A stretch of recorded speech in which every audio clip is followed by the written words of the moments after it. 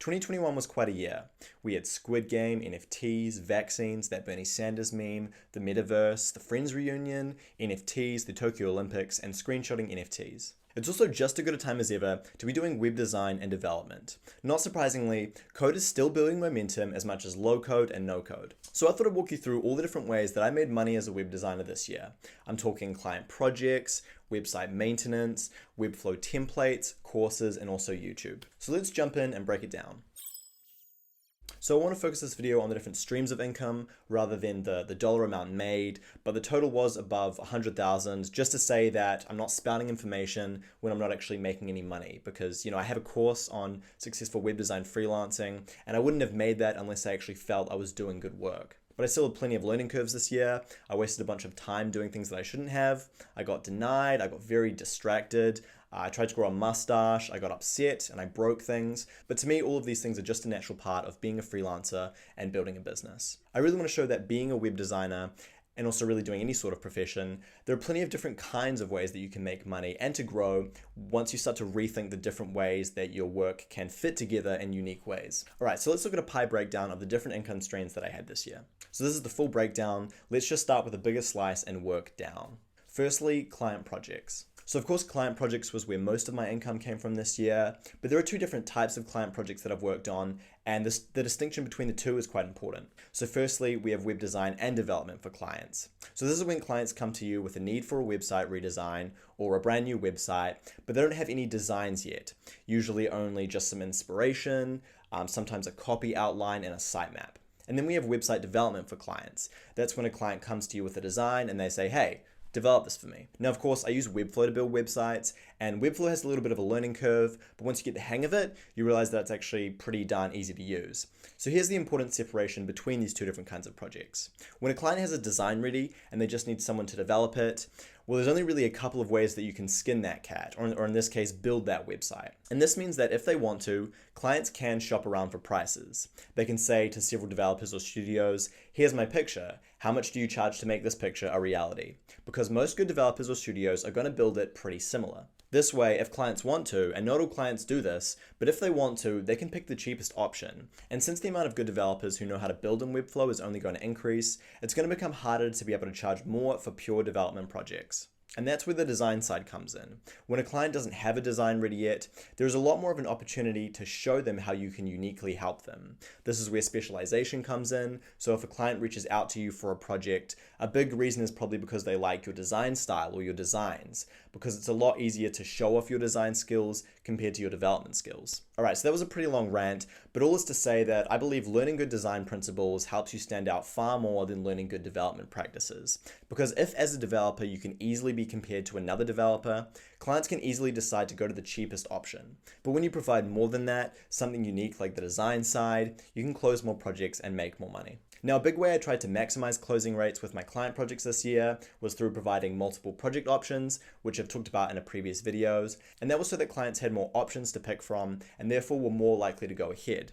I also did pricing terms that emphasize upfront payments, which was 50% upfront and 50% at website launch, or 100% upfront with a 10% discount. But all of those tactics aside, there's going to be still a lot of need in the future for businesses to be able to upgrade their websites, and therefore a lot of need for website designers. And if you're not in the position of clients coming to you yet, you can find websites that are broken or old or outdated and contact the business to say how you can help them, especially if it's a local business, or the alternative online job marketplaces, which are still booming and provide plenty of opportunity to work your way up client projects. Anyway, moving on to Webflow templates. So I talked a lot about this in the video I did on whether you should become a Webflow template designer, which I'll link in the description. But focusing on selling digital products as part of my income has been really interesting to do and to learn from. So there are plenty of different types of products that you could sell that are focused around web design, such as Figma templates, icon packs, illustration packs, website templates for any platform. I'm thinking Shopify is also super hot right now. And for me, moving into next year, I'm going to be looking more into creating Figma assets that kind of complement my Webflow templates, whether that be copies of the Webflow ones that you can edit in Figma, or just asset packs that work in with the templates. So I don't see templates becoming my main source of income anytime soon, as the way that it scales is a lot slower than I expected it to, but anything that can sell as you sleep, I think is still a super important form of income. So if you don't know about Naval Ravikant, and I'm probably saying his name wrong, then I would recommend reading some of his tweets or listening to his podcast, as he talks about a bunch of interesting things, including thinking about code and media that can scale with no cost of replication. So when I sell a physical product, the more I sell, the more I have to pay to get it made and distributed to customers. But with code and media, that creation and distribution process is essentially both free and instant. Next is website maintenance. So this is another one that I talked about in a previous video where I talked about retainer-based pricing for Webflow projects. Essentially, after I finish up a project with a client, I'll offer ongoing maintenance for the website at a set monthly price. And then anytime they need something added or updated, they can just reach out to me through Slack. So for customers, it's great because they can basically have a Webflow developer on call without having to actually employ anyone, and there is no limit to the amount of work to be done. So anytime they think of something, they can just reach out. And this has been great because it's been another consistent monthly income. So it's something that can scale a lot better because you know exactly how much you'll get from it per month. So there's obviously a risk if a client asks for too much work per month, but I haven't actually had this issue with any of my monthly retainer clients. And if I did, I could simply change the contract to either have a limit on the amount of work done or to get more specific about the kind of work that has to be done. And finally, the small slither of pie, courses.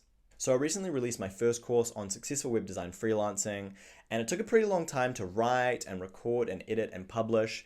And as you can see, it hasn't really been a moneymaker. So I think the idea of selling courses in general makes sense. You have information that you can share, and then you can package it in an easy to watch format when customers can quickly learn a bunch about a topic in one place. But there are a couple of reasons why I think this hasn't been performing that well for me. First of all, it's only been a month. Secondly, I haven't been running any ads on it. And thirdly, and this one's a biggie, my course covers a topic that has already been touched on in other courses and by other people far more well known than me. So currently my successful web design course is a super compact, cheap course, as I wanted to avoid creating a course that people didn't finish the whole way through. But the fact is, I'm not one of the thought leaders on the topic of freelancing, and so I'm probably better focusing on creating a course that no one has touched on yet, for example, on creating Webflow templates. So depending on how well these courses sell next year, they might become more of a focus for me to improve and build on them, but I also might leave them to focus more on other resources and videos, so we'll see. And finally, YouTube.